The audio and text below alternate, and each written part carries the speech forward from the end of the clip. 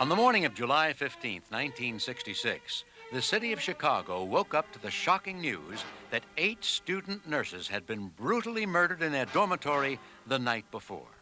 As the Chicago police carried out one corpse after another, the question in everyone's mind was, who would do such a thing? Gradually, the gruesome details of this horrifying mass murder became clear. Apparently, a man armed with a gun and knife had entered this 2-story apartment in the evening. He forcefully corralled the 6 women he saw into one of the bedrooms and tied them up. He then waited for the rest of their roommates to arrive.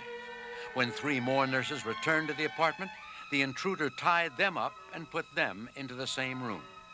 Inside the apartment, the blood-stained wreckage revealed the sadistic manner in which the killer then disposed of these innocent women. The killer proceeded to take each woman, one at a time, and strangle or stab her to death in one of the other rooms.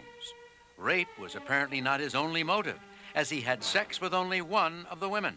His main purpose, it seemed, was simply cold-blooded murder. However, one of the women managed to escape by hiding under a bed. Amazingly, the killer had lost count of his captives, and when he finished murdering the 8th woman, he left the building. The woman in hiding later ran to the police, and despite being in shock, was able to give them a description. About 6 feet tall, 25 years of age, a white man with a crew cut, wearing a black or dark shirt and a light jacket, might be discovered by some citizen, and the information relating to his activities reported to us. 2 days after the brutal slayings, the police arrested a man who fit the description to a T. His name was Richard Speck, a 24-year-old former merchant marine and current drifter.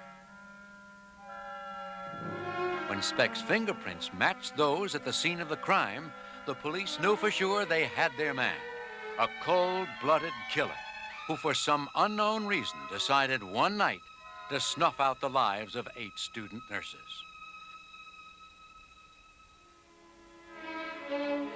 I find it very difficult to believe that he planned he was going to go in and rape a large number of women, let alone kill each of them one at a time. He went in with a gun and knife. He tied them up. He perhaps went in order to burglarize an empty apartment, or to break into an apartment and rob the people, or break in, rob, and rape some. But it's difficult to believe that he went in here with the idea prefixed in his mind that he was going to kill these people one at a time. A most peculiar and unusual way of doing these type of things. Killing sometimes is as big a charge. I think in his particular case, it became a bigger charge in the actual sexual acts themselves. He only does it once, and my feeling would be with the first girl. Thereafter, he found simply strangling them or stabbing them to death gave him a greater pleasure than having any type of sexual behavior with them would. So therefore, one act of rape and 8 acts of killing, it was something he enjoyed. He continued to do it. He spent an entire evening doing it. The victims of Richard Speck were all young nurses who were being trained to help save lives. Some were from Chicago, some were from abroad, some were engaged, but each of them had high hopes for a long and fruitful life. Then on the night of July 14th, 1966, those hopes came to an end when a stranger showed up at their home and savagely murdered each one of them for the sake of some demented personal pleasure. A parent of one of the victims could hardly fathom the cruelty that took place. For all the relatives, this would be a tragedy that would never go away. As Speck appeared in court, one couldn't help but wonder how this helpless-looking man could have massacred 8 women. Yet there had been signs of violence in his past. Just 1 year earlier, Speck had been arrested for threatening a woman with a knife. After serving a brief sentence, he now was facing the ultimate penalty. For his senseless slaughter, the jury sentenced Speck to die by the electric chair. As Speck awaited his fate, the Supreme Court ruled against the death penalty. The courts then changed Speck's sentence from death to 8 consecutive terms of life imprisonment.